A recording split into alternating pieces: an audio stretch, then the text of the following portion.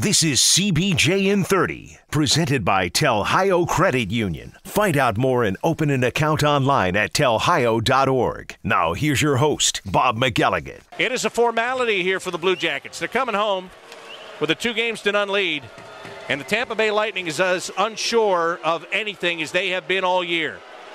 Dubinsky stands behind his own net. Nobody will even go in and challenge him. The Blue Jackets are starting to leave the bench almost already as time runs down, and I got 2 words for you. Game over! The dismantling of the Tampa Bay Lightning at the hands of the Columbus Blue Jackets in Game 2 is complete. Boy, did the Blue Jackets ever drop a bomb on the Tampa Bay Lightning, winning Game 2 last night by the final score of 5-1. Did you hear me correctly? 5-1. Now, this is just 2 days after having to come back from a 3-0 deficit at the end of the first period and finding a way to win the game 4-3. 5-1. The Blue Jackets were in control almost the entire way. And I'll say almost because when the game was made 3-1, then Tampa got a little bit of life. Then they started to get some jump. Then they started to look like they might be able to score a second goal. But looks were deceiving because the Blue Jackets had the better game plan and the Blue Jackets had the better execution. And the Blue Jackets have a 2-0 lead heading back to Columbus. Welcome to CBJ in 30, presented by Telhio Credit Union. I'm Bob McElligott. Listen, coming to Tampa, did you think that the Blue Jackets would be up 2-0? Did you? Be honest. Be honest if you were the one that said, absolutely, just like last year, the Blue Jackets are going to win the first 2 games on the road.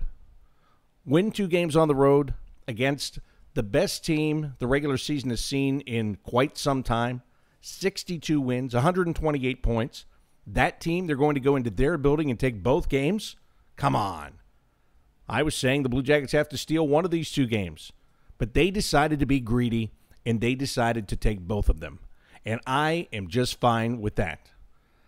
Some of the highlights from last night, Matt Duchene, 4-point night. He sets up Cam Atkinson early to give the Blue Jackets a 1-0 lead.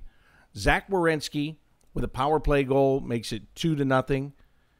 And then on the power play, again, Matt Duchene puts another one on the board, makes it a 3-0 game for the Blue Jackets. The power play is on fire right now. Did you think you would ever hear those words? And here's the funny thing about the power play. Even though there were spurts during the year where it was okay, it still finished 28th in the league. It's still, and I know that a lot of that was their early numbers, but at the end it wasn't very good either. It really wasn't. It wasn't that good near the end of the season. Now, the penalty kill, that is a different story. The penalty kill continues to be stellar for the Blue Jackets. And it's that penalty kill that actually won the game. In many ways, it's the penalty kill that won the game, and I'll tell you why.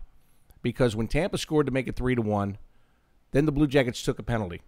If the Tampa Bay Lightning gets the next goal of that game, it's definitely game on. I mean, after they got their first goal, the building was back in it. The people were engaged again. It was loud. It was tough to play there. The Lightning were buzzing around the Blue Jackets' net, and all of a sudden they're going on the power play. But the Blue Jackets come up with a huge penalty kill, and the momentum was taken back to their side. And soon after that, Riley Nash, are you listening to me? Riley Nash. You know Riley. Riley signed as a free agent last summer.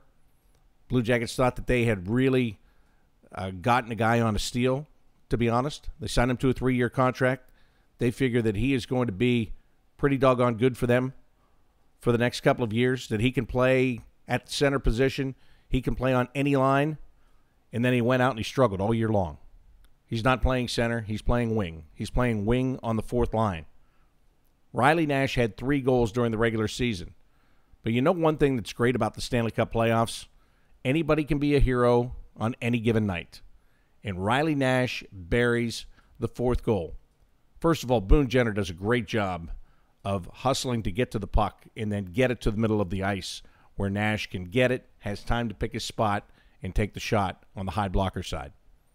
So give Jenner a ton of credit. But Nash putting that puck in the net, then you feel like, all right, this is it. This is it right here. Riley Nash has scored. It's again a 3-goal lead. And all they did was went on to add another one when they got the Lightning scrambling in their own end. And Matt Duchene found Artemi Panarin wide open to tuck a puck into an empty net because Vasilevsky was so far overcommitted to his left, thinking Duchene was going to take the shot. Just a terrific game, an impressive game, a statement game, in my opinion, for the Columbus Blue Jackets last night. You know, we talked yesterday about the Lightning, and the attitude after Game 1 seemed to be, well, that was all on us. The reason they won is because we made mistakes. We just clean up our mistakes, and it'll be fine. They cannot say that after Game 2. The Blue Jackets took that game from them. They didn't steal it. They went right in, looked them in the eye, and grabbed it. They took it. And the Blue Jackets are in the driver's seat. Now, we all know what the driver's seat is from a year ago, right? The driver's seat is a great place to be in going home. You've got to make sure you don't wind up in the back seat by the time you're done playing at home. Last year it happened. I don't want to get into last year so much because that was then, this is now. But it did happen where the Blue Jackets won the first 2 and they dropped 4 straight. Never won a game on home ice. That has got to change. Obviously, it's got to change. And they will have the opportunity tomorrow, playing at Nationwide Arena at 7 o'clock, have the opportunity to wipe a part of that slate clean and take a commanding 3-game-to-none lead in this best-of-7 series. I can't wait to see it. I'm at that point right now where that was so fun to watch last night. Look, the first game was unbelievable, right? Down 3-0, coming all the way back and winning. That was unbelievable. Last night, it was just, I was just impressed. Impressed is the word. The Blue Jackets haven't played that structurally sound for an entire game, I don't think, all year. I was talking with the goaltending coach, Manny Legacy, after the game, and I said, you know, that might be the best game the team played all year. He goes, well, you know, the San Jose game coming home after being in Ottawa the night before. I was, okay, yeah, that's fine. I will give you that. And there's probably one of those games against Washington that was a really good game. But this game is on the biggest stage. This game is in the Stanley Cup playoffs.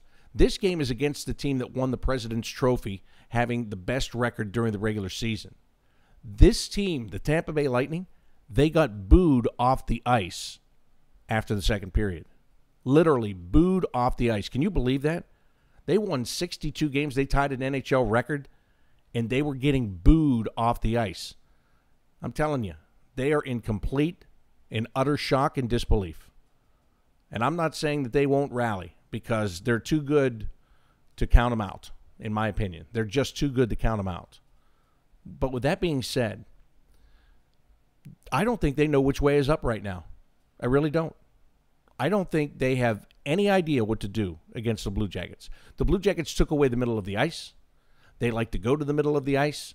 They like to get tips. They like to redirect pucks. And it happened a little bit, but for the most part, it was gone. They would throw the puck to the middle of the ice, and the Blue Jackets would have somebody there. There would be man on man. There would be a stick on a puck. Or there would just be nobody there because they never could get there. It was amazing. It was absolutely amazing. The layers of defense the Blue Jackets put up between the Lightning player carrying the puck and Sergei Bobrovsky. Sergei had a relatively easy night last night, and he deserves it, by goodness, because he had a rough night in Game 1, and he came out shining like a star. But he had a relatively easy game, and that's a credit to his teammates. Man, what work they did last night. What incredibly hard work they did and made it look easy. Listen, you know me. I'm honest with you. When things are good, but there's a hint of not so good under the surface, I bring it to your attention. I say, hey, it's great. Enjoy this, but watch out for this. This could have happened. That could have happened. In Game 1, John Tortorella told me yesterday in my pregame interview with him, that game could have been 7-0 if Bobrovsky doesn't make those 2 big stops at the beginning of the second period. He's absolutely right. So that game was good, but, you know, you made the mistakes in the first. This game, this game was just so, again, impressive. Just impressive. If they could play like this for 2 more games, well, if they can, you know. But it's still a long way away. That's the unfortunate part about it. It's the great part and the unfortunate part about the Stanley Cup playoffs in a best-of-7 series. The great part is you win an awesome game like last night. The other part is you still have to win 2 more before you can advance. It is so grueling. It is the toughest playoff in pro sports, in my opinion. And I think it is in many people's opinions. But, man, to watch this team turn into a team, to watch this team gel, John Tortorella's got a game plan. He said that from day one. We know how we want to play that team. Just those words. We know how we want to play that team. There's a plan. And the players have to be bought into the plan and execute the plan if you want to go anywhere. These guys have bought in. These guys are executing. And believe me, now they know that they have the upper hand. Now they know that they can win. They truly believe they can win 2 more games in this series, and why wouldn't they? They've already won the first 2. They've just got to go out there and do it. And I don't know where it goes if they do it, but I'll tell you this. What many of them went through last year, if they can turn the tables and do it differently this year and keep playing like they did last night, woe be it to the teams that are on the schedule, because the Blue Jackets have come to play. Last night after the game, Blue Jackets head coach John Tortorella gathered with the media. Let me play a little bit of that for you. It's 3-1, and I feel like they're starting to get maybe a little bit of momentum. You have that huge penalty kill, and then Riley Nash scores a goal. Did that feel like a big transition moment for you there? Oh, it's certainly a big moment there because they were pushing. It's just a great effort by Jens to win the puck as far as gaining the zone. Sure, because they were coming. They were coming. We talk so much about anticipating their push early. How important were the first couple of shifts for you guys in terms of handling whatever they threw at you and setting your own pace, I guess? Yeah, we were ready to play. You know, we're just trying to play, and we respect the team. We know how good they are. We're just trying to go about our business best way we think we need to in this series. You see the Kucherov hit near the end? I did. Any thoughts on it? No, I'm not going to give you any thoughts on it. I think it's self-explanatory. John, given the opponent and the arena you're playing in tonight, is it going to be hard, even hard for a guy like you to find fault with anything about this effort tonight? Oh, I like the way our team played. Yeah, I think we're getting better and better in certain situations. Yeah, we're going to have to keep on getting better.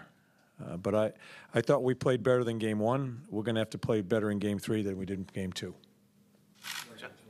John, one of Tampa Bay's strength is speed and forecheck, and you slowed them down and took away their forecheck. I don't want you to give away secrets here, but how have you kind of taken them out of their game a little bit? Yeah, we're just trying to play, Eric. No, I know. Sorry.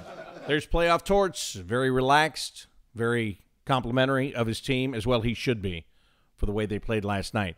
Now, one thing that was asked was about the Nikita Kucherov hit that happened in the third period when he tripped Marcus Nudavara. He knows he's getting the tripping call. Nudavara is getting up. He's on one knee. He's right near the boards, and Kucherov comes over, and he hip checks him in the side of the head. And then Nick Foligno went after Kucherov, and then there's a pile-up, and Hedman and Josh Anderson were going at it. But it's a dangerous hit. It's an absolutely dangerous hit, and they're going to look at it, and he may or may not be playing in the next game.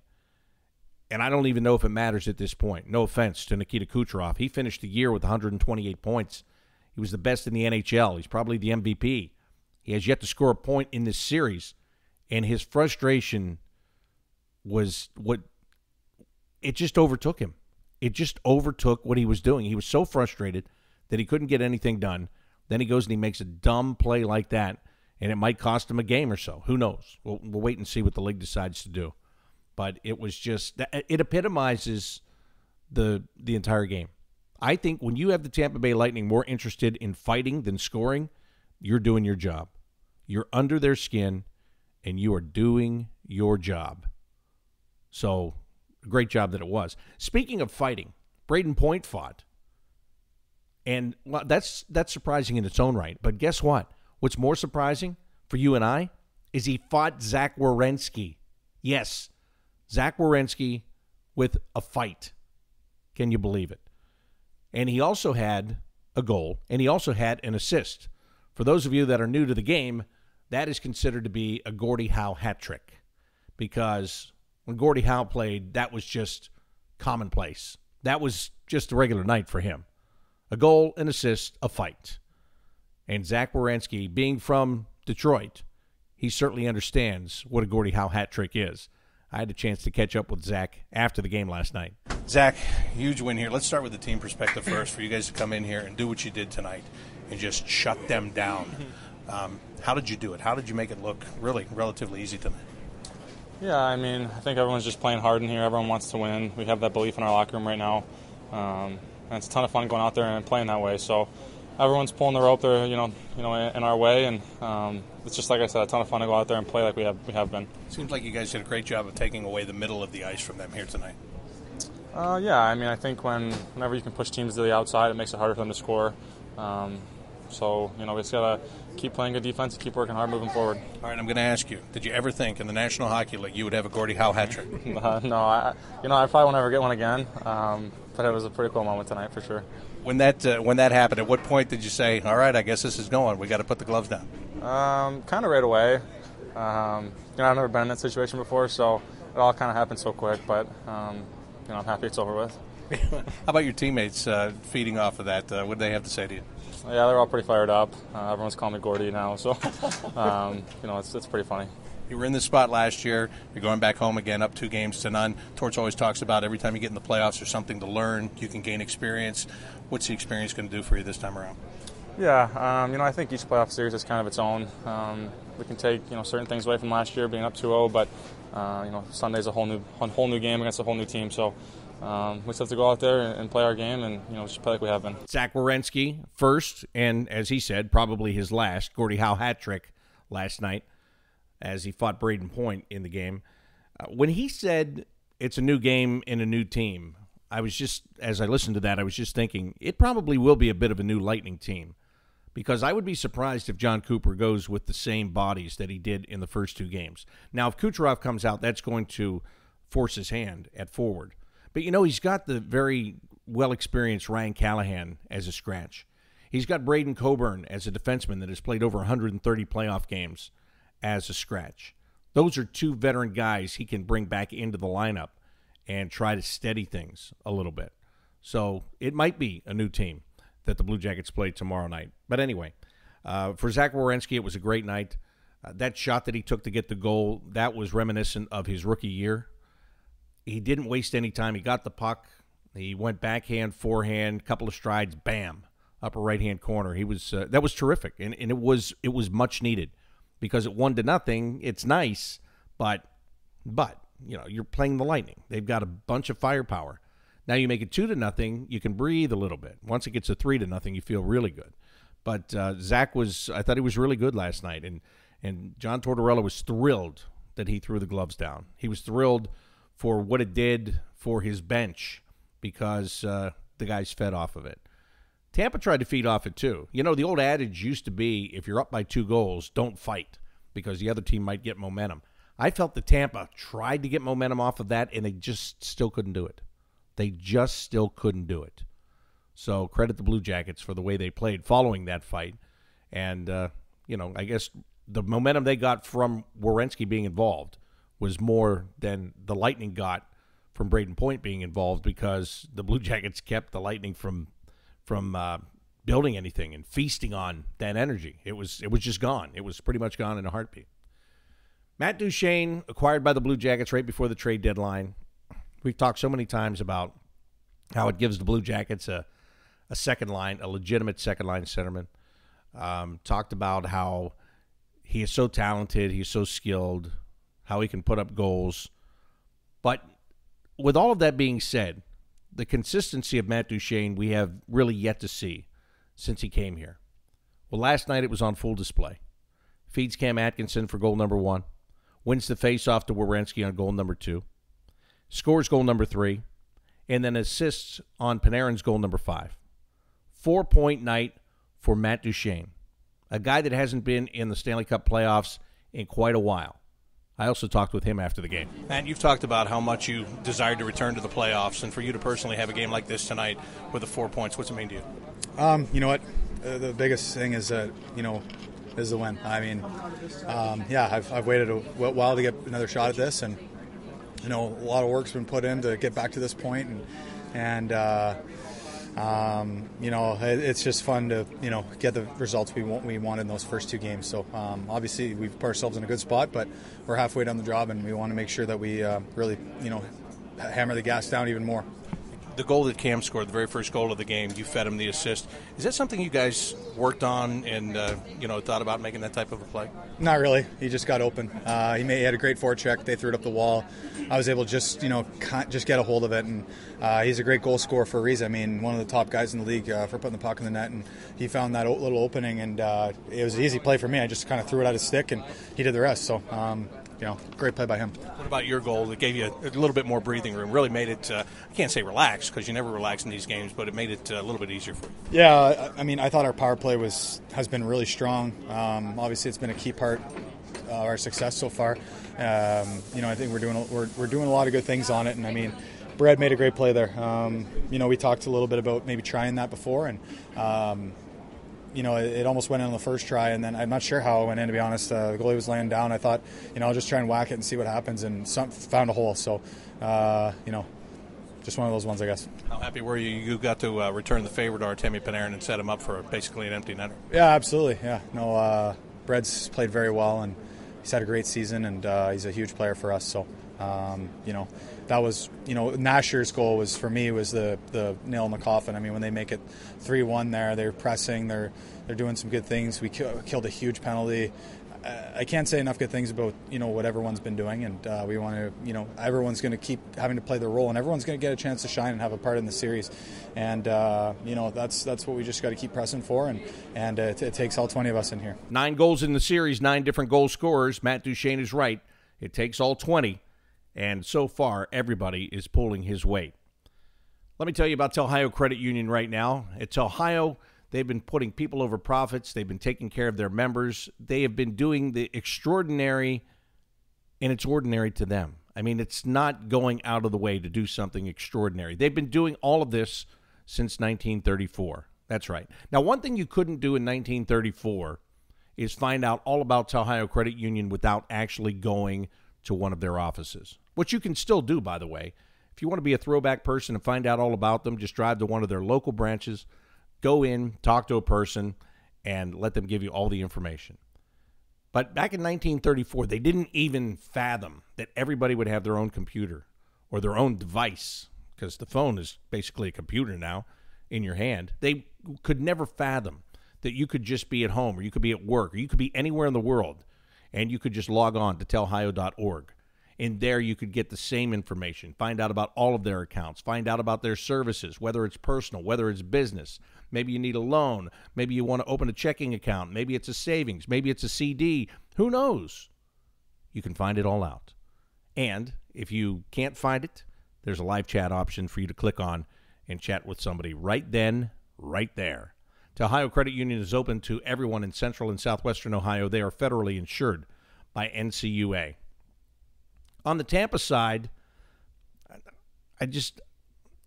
I could go. We're flying out today, and I'm doing this before we fly out, so I didn't go get John Cooper's sound. I should, because he sounds like the most depressed person on the planet in his press conference last night. He compared what's going on with the Lightning to a 5-alarm fire. What does that tell you? He said, and this is how he said it, well, we haven't faced much adversity all year. It's been easy all year. So now we have adversity. And this is a 5-alarm fire. It was weird. It was weird. He seemed as stunned as his team, to be honest. Now, maybe he's not. Maybe he's just trying to present a calm demeanor in front of the media. Maybe that's what it is. Maybe behind closed doors with his team, it's a different story. Very likely, because that's what coaches do. That's who coaches are. But it was just, part of it was bizarre to me. Just I don't know. It was almost lifeless. And I just wonder if the Blue Jackets sucked the life out of the Tampa Bay Lightning in last night's game. But that was last night, and tomorrow is another day. But tomorrow the Blue Jackets are going to be back home. They're going to be at Nationwide Arena. They're going to have a chance to get a stranglehold on this series. And you know what would be the best thing for the Blue Jackets? You there in full voice. Don't talk much today. Save your voice, because you're going to have to yell. You're going to have to scream tomorrow. Simple as that. They need you. They need the fifth line. That kind of backing in a series like this is going to be terrific and huge for this team. If you don't have tickets to the game yet, go to bluejackets.com. You can get your tickets right there, pick your seat, and have it all set up to be at the game tomorrow. 7 o'clock start time tomorrow. Our pregame coverage on the Blue Jackets radio network starts at 6 o'clock tomorrow night. You'll be able to hear the game on 97.1 The Fan in Columbus and our network stations throughout Ohio, and there are some in West Virginia as well. You can get the game on your phone by using the Blue Jackets app or the TuneIn app, and, of course, as always, on your computer, bluejackets.com is where you can find the audio of tomorrow night's game. What a game it should be. Game 3, and it's at Nationwide Arena. The Blue Jackets and the Tampa Bay Lightning, first-round Stanley Cup playoff series, and the Blue Jackets have this series in their control. Can they maintain control tomorrow? That's what we'll find out. Until then, I'm Bob McElligott saying so long.